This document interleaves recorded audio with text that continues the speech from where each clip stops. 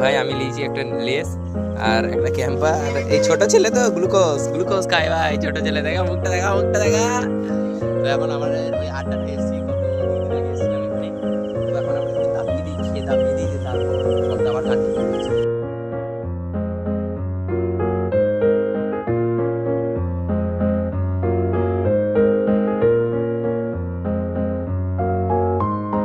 গ্রামের ছেলেই জানে যে সন্ধ্যেবেলা একটা বন্ধুর সাথে যে আড্ডাটা হয় না, কত কথা হয় জানো।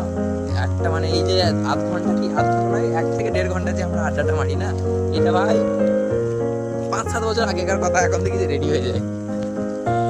আমি একটা সত্যি কথা বলছি, আমার জীবনে ফার্স্ট টাইম আমি দেখলাম কাঁকড়া বিছে।